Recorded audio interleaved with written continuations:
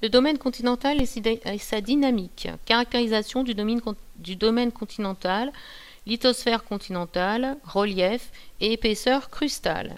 Il s'agit ici d'observer la croûte continentale au niveau de la France. Donc vous avez ici le talus continental, le plateau continental, puis la croûte continentale émergée. Talus continental, plateau continental et croûte continentale émergée sont toujours formés de croûte continentale. Et puis ici, vous avez la croûte océanique qui correspond au golfe de Gascogne.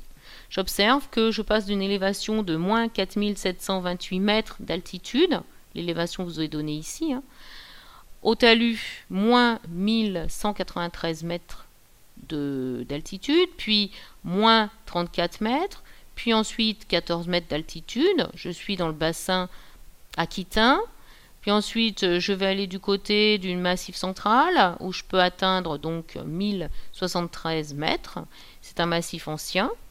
Je peux aussi aller du côté du massif des Pyrénées où j'observe alors des altitudes beaucoup plus importantes, de l'ordre de 2000 à 3000 mètres, et puis je peux aller jusque dans les Alpes où on a aussi une altitude assez importante, assez élevée.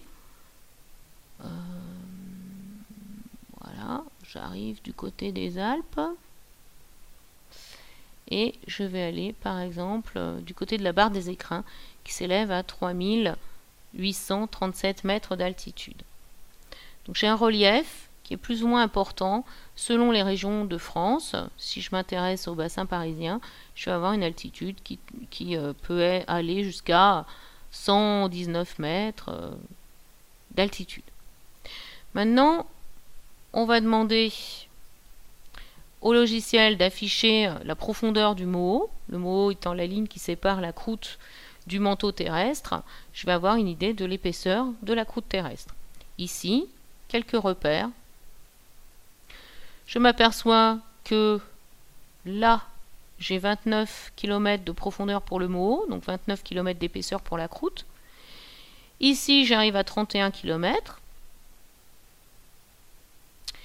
Puis ensuite, 29, 30, 31, jusqu'à 46 km de profondeur sous les Alpes, 46 km de profondeur sous les Pyrénées. Au contraire, au niveau du bassin parisien, je suis aux alentours de 30 km de profondeur, voire moins, au niveau de cette ligne violette plus foncée. Donc, si je résume la situation, au relief positif qu'est la chaîne de montagne répond en profondeur une importante racine crustale, et ce qui amène à pouvoir comparer la croûte océanique et la croûte continentale, et en particulier les lithosphères continentales et les lithosphères océaniques. La croûte continentale, principalement formée de roches voisines du granit, est d'une épaisseur plus grande et d'une densité plus faible que la croûte océanique. L'âge de la croûte océanique n'excède pas 200 millions d'années, alors que la croûte continentale date par endroits de plus de 4 milliards d'années. Cet âge peut être déterminé par radiochronologie. Et enfin, la lithosphère, qui est formée par la croûte continentale et le manteau lithosphérique, c'est-à-dire le manteau supérieur rigide. La lithosphère continentale est en équilibre sur la sténosphère.